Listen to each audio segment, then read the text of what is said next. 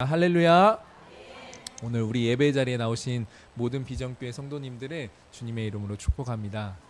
아까 찬양을 하는데 되게 우리 비전교회 성도님들 목소리가 이렇게 아름다웠나라는 생각이 들었어요.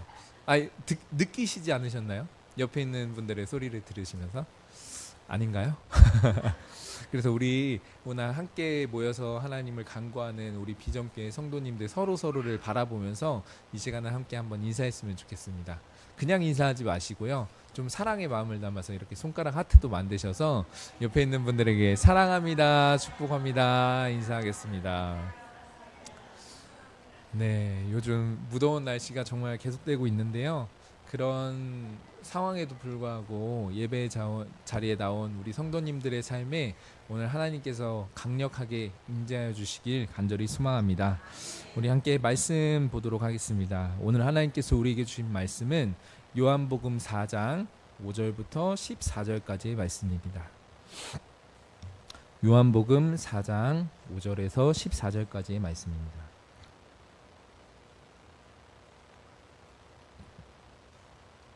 우리 말씀이 조금 길기 때문에 한 절씩 교독하신 후에 마지막 14절 말씀은 함께 합독하여 읽도록 하겠습니다. 사마리아에 있는 수가라 하는 동네에 이르시니 야곱이 그 아들 요셉에게 준 땅이 가깝고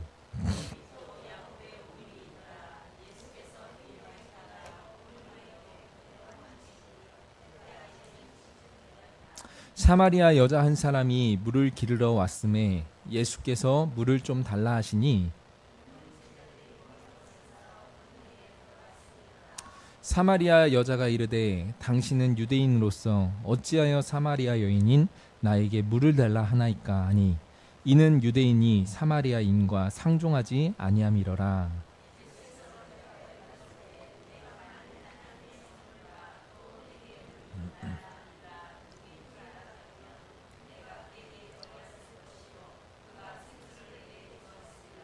여자가 이르되 주여 물 기를 그릇도 없고 이 우물은 깊은데 어디서 당신이 그 생수를 얻겠사옵나이까.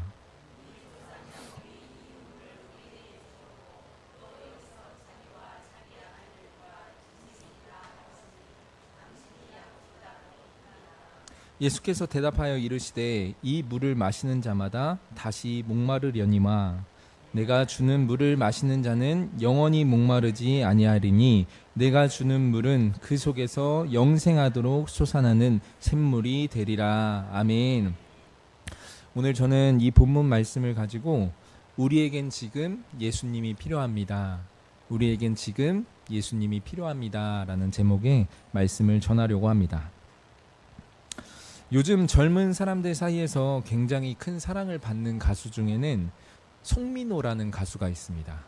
혹시 우리 성도님들은 이 송민호라는 가수에 대해서 혹시 알고 계신 분이 계실까요? 아마 성경을 자주 성경만 보시는 분들은 모를 수도 있어요. 괜찮아요. 아마 우리 성도님들 분들 중에서도 이 송민호라는 가수를 잘 모르시는 분들도 계실 텐데, 이 송민호라는 가수는 우리나라에서 굉장히 실력이 있다라고 평가를 받는 그런 가수이자 아티스트인 사람이에요. 그래서 한 아이돌 그룹에서 여러 개의 히트곡을 작곡을 하기도 했고, 또 쇼미더머니라는 랩 경연대회에서 굉장한 실력을 뽐내면서 준우승을 하기도 했고, 그런데 이렇게 음악적인 재능뿐만이 아니라 이 사람이 그림도 잘 그리고 또 예능감도 워낙 좋다 보니까 많은 이 시대의 젊은 사람들이 부러워하는 사람, 그리고 동경하는 대상이 바로 이 송민호라는 가수입니다. 근데 얼마 전에 이 송민호라는 가수에 대해서 굉장히 충격적인 소식이 하나 전해졌는데, 그 소식은 바로 많은 사람들이 동경하고 그리고 큰 인기를 누리고 있어서 정말 행복한 삶을 살아가고 있을 줄 알았던 이 송민호라는 가수가 지금 우울증, 즉 공황장애라는 그 질환을 앓고 있다라는 그런 소식이었어요. 한 방송 인터뷰를 보니까 그는 이런 인기를 누리면서 그 속에서 그가 느꼈던 그런 감정에 대해서 이렇게 말을 하더라고요.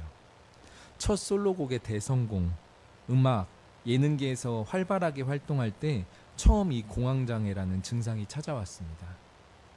이 시기에 예능 촬영을 갔었는데 촬영이 끝나고 아무도 모르게 혼자 나와서 울기도 했습니다. 카메라가 꺼지면 삶이 비극 같았고 집에 혼자 있는 시간이 너무 힘들었습니다. 아마 이것을 보며 많은 분들이 여러 가지 생각을 하실 수도 있겠지만 저는 문득 이 송민호라는 가수의 인터뷰 영상을 보다 보니까 아무리 세상에 많은 것들이 채워져도 아무리 세상에 많은 것들을 소유하더라도 우리 인간의 삶에는 결코 이 세상의 것으로 채울 수 없는 어떤 무언가가 존재하는구나 라는 그 사실을 다시 한번 깨닫게 되었습니다. 인간의 삶에는 결코 이 세상의 것으로 채울 수 없는 어떤 무언가가 존재한다. 오늘날 인간의 삶에 찾아오는 이런 공허함의 문제, 아마 이 문제를 이 자리에 앉아있는 우리 비전교회 성도님들도 다 한 번쯤은 경험을 해보셨을 것 같은데요. 어느 날 갑자기 사람에게 이런 기분이 느껴질 때면 많은 사람들은 어딘지 모르게 뻥 뚫려 있는 것 같은 그 속을 채우기 위해서 다양한 방법들을 시도를 합니다. 어떤 사람들은 돈으로, 어떤 사람들은 이성 친구로, 어떤 사람은 여행으로, 어떤 사람은 술로. 그런데 대부분 이런 것들로 삶에 찾아온 그 공허함의 문제를 해결하지 못한 채 지금도 그 괴로움을 안고 이 땅을 살아가는 사람들이 너무나도 많이 있어요.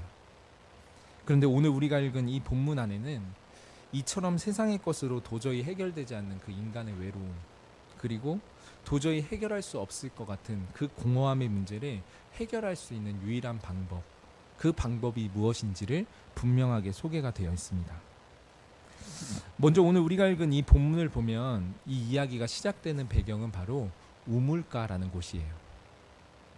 아마 우리 성도님들 중에서도 과거 우물가라는 곳에서 이제 생활을 하셨던 분들도 있으실 수 있을 것 같은데, 이 우물가라는 장소는 옛날 어른들 사이에서 굉장히 소통의 장소였잖아요.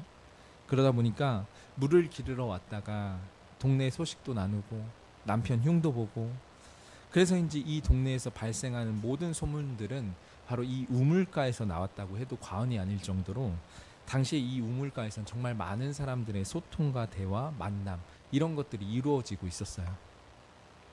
그런데 오늘 우리가 읽은 이 본문에는 사람들이 물을 기르러 가지 않는 아주 한적한 대낮에 이 우물가로 향하고 있던 한 여인의 모습이 비춰지고 있는 겁니다.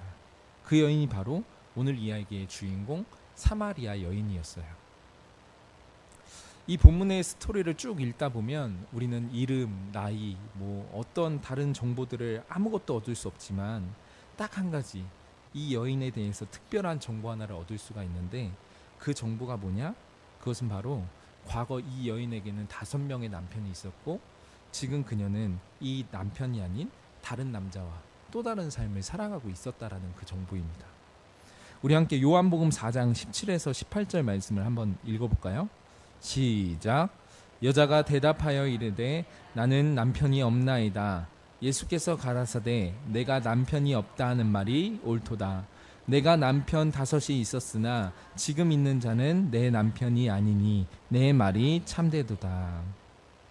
이 본문에 대해서 자세히 이해하기 위해서 여러 가지 주석과 책들을 보면 우리는 이 여인에게도 인간에게 찾아오는 그 공허함의 문제가 있었고, 이 여인이 이 문제를 해결하기 위해서 선택했던 방법이 바로 여러 남편을 만나는 것이었다라는 그 사실을 추측을 할 수가 있어요. 그런데 이 본문의 시대 속에서는 한 여인에게 5명의 남편이 있고 또 다른 남자와 살아가고 있다라는 그 사실은 결코 환영받지 못하던 그런 사실이었어요. 그래서 이 여인이 지나갈 때마다 저 여자는 남편만 5명이래. 에이, 지금은 또 다른 남자랑 살고 있다던데? 라고 하면서 사람들이 수군거리는 소리가 들리고 계속해서 이 여인을 향한 손가락질이 찾아오고, 그러다 보니까 그녀는 지금 사람들이 우물을 기르지 않는 그런 한적한 시간에 이 우물 앞에 모습을 드러내게 된 거였어요. 다른 사람들과의 만남을 피하기 위해서. 그런데 이때 이런 여인에게 다가와서 말을 거는 한 사람이 있었는데, 그 사람이 바로 우리가 잘 알고 있는 예수님이었습니다. 여인이 오기 전에 이미 이 우물가에 있었던 예수님은 이 여인이 다가오는 모습을 보고 그녀에게 다가가서 이렇게 말을 건네세요. 내게도 물을 좀 주시겠소. 그리고 이때 이 예수님의 말씀에 여인이 했던 대답을 본문 9절은 이렇게 기록을 하고 있어요. 함께 한번 읽어볼까요? 시작. 사마리아 여자가 이르되 당신은 유대인으로서 어찌하여 사마리아 여자인 나에게 물을 달라 하나이까 하니 이는 유대인이 사마리아인과 상종하지 아니함이러라. 사실 이때 당시에 유대 사람들과 사마리아 사람들은 사이에서 관계가 있었어요. 유대 사람들이 굉장히 사마리아 사람들을 하찮게 여기고 있었다는 거. 더 심하게 말하면 인감으로 취급을 하지 않았었고 아예 상종을 하고 있지 않았었던 겁니다. 그런데 이런 시대 속에서 갑자기 유대인 남자가 사마리아 여인인 자신에게 말을 거는 이 상황이 이 여인의 입장에서는 어떻게 받아들여졌을까요? 아마 이 남자도 다른 남자들처럼 나를 어떻게 해보려고 수작을 부리는 거 아닌가, 아니면 다른 사람들처럼 내게 해코지를 하려고 나에게 다가오는 게 아닌가 라는 여러 가지 생각들이 이 여인의 마음속에 찾아왔을 거예요. 그래서 이런 질문들을 안고 이 여인은 예수님에게 이렇게 질문을 하고 있는 겁니다. 어째서 유대인인 당신이 사마리아 여인인 나에게 다가와서 말을 걸고 계신 건가요? 그런데 이날 예수님이 이 여인에게 다가가 말을 거신 것은 그녀를 어떻게 해보려는 것도, 그리고 정말 목이 말라서 물을 원해서 이 여인에게 다가가셨던 것도 아니었어요. 그렇다면 이날 그녀에게 예수님께서 다가가 말을 거셨던 이유가 무엇이냐? 우리는 그 뒤에 이 여인과 예수님의 대화를 통해서 예수님이 어떤 목적을 가지고 그녀에게 다가가셨는지를 분명하게 알 수가 있습니다. 우리 본문 10절의 말씀을 함께 한번 읽어볼까요? 시작. 예수께서 대답하여 이르시되 내가 만일 하나님의 선물과 또 내게 물 좀 달라 하는 이가 누가인 줄 알았더라면 내가 그에게 구하였을 것이요 그가 생수를 내게 주었으리라. 이 여인의 질문 앞에 예수님이 하셨던 대답은 이거였어요. 하나님의 선물과 내가 누구인지를 알았더라면 도리어 당신이 내게 물을 달라고 했을 것이고 내가 당신에게 생수를 주었을 겁니다. 예수님의 이 말에는 당신에게 지금 해결할 수 없는 그 목마름의 문제가 있다라는 사실을 내가 알고 당신을 찾아왔습니다 라는 그 의미가 담겨 있는 거예요. 그리고 13절과 14절입니다. 이 물을 마시는 자마다 다시 목마르려니와 내가 주는 물을 마시는 자는 영원히 목마르지 아니하리니 내가 주는 물은 그 속에서 영생하도록 솟아나는 샘물이 되리라. 여기에는 내가 지금 당신에게 주려고 하는 이 물은 당신의 목마름을 잠깐 채워줄 수 있는 그런 물이 아니라 당신의 목마름의 근원을 해결해 줄 수 있는 영원히 목마르지 않을 샘물입니다 라고 말을 해주고 있는 거예요. 많은 사람들에게 잘 알려진 말 중에 물고기를 잡아주는 것보다 물고기 잡는 방법을 알려주라 라는 그런 말이 있잖아요. 조금 다를 수도 있지만 이 말처럼 예수님은 내가 지금 너에게 있는 당장의 목마름을 잠깐 해결해 주려는 것이 아니라 내가 영원히 목마르지 않는 샘물로 너의 삶을 채워줄게 라고 이 여인에게 선포하고 말씀을 하고 계신 거예요. 그렇다면 예수님이 이날 이 여인에게 주시겠다라고 약속하신 그 영원히 목마르지 않을 샘물, 그 샘물이 대체 무엇일까요?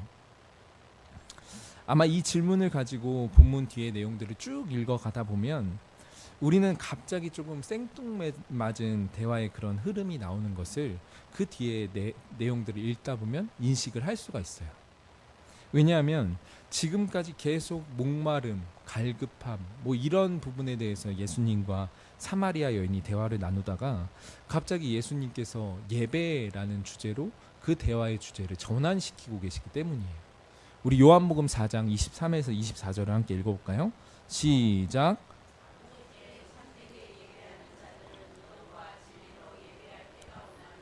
곧 이때라 아버지께서는 자기에게 이렇게 예배하는 자들을 찾으시니라. 하나님은 예배할지니라. 아멘. 아마 이 이야기를 처음부터 쭉 집중해서 들으신 분들은 이 이야기의 흐름 속에서 뭔가 어색함이 느껴지지 않으시나요? 방금까지 한참 예수님과 이 여인이 목마른 갈급함 이런 부분에 대해서 이야기를 하다가 갑자기 영과 진리로 예배하라니, 이게 무슨 생뚱맞은 이야기야. 그런데 사실 바로 예수님께서 하셨던 이 말씀에 예수님이 지금 여인에게 해주고 싶으신 그 본질적인 이야기가 담겨 있는 거예요. 그것이 무엇이냐? 바로 지금 그녀가 느끼고 있는 그 외로움과 공허함의 문제는 인간이 하나님을 떠났을 때 생기는 그런 공허함과 외로움이라는 것.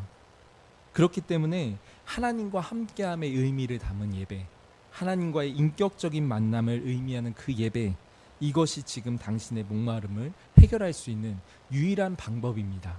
예수님은 이 말씀을 통해서 이렇게 이야기를 해주고 계신 거예요. 성 어거스틴이라는 사람도 어느 날 이런 사실을 깨달은 다음에 사람들에게 이런 말을 남겼던 적이 있었어요. 인간에게는 하나님만이 채울 수 있는 절대 공간이 있다. 그렇기 때문에 하나님이 그 공간을 채우시지 않으면 인간은 공허함을 느낄 수밖에 없다. 사실 원래 우리 인간이란 존재가 하나님의 형상에 따라서 지음을 받았고 그분의 사랑을 받는 존재로서 이 땅에 창조되게 된 거잖아요. 그렇기 때문에 하나님과 함께 할 수 없을 때 인간이 가지게 된 결핍, 그것이 바로 이 여인에게 있었던 그 목마름의 문제였고, 예수님은 이 여인에게 다가가서 이날 이렇게 말씀을 하신 거예요.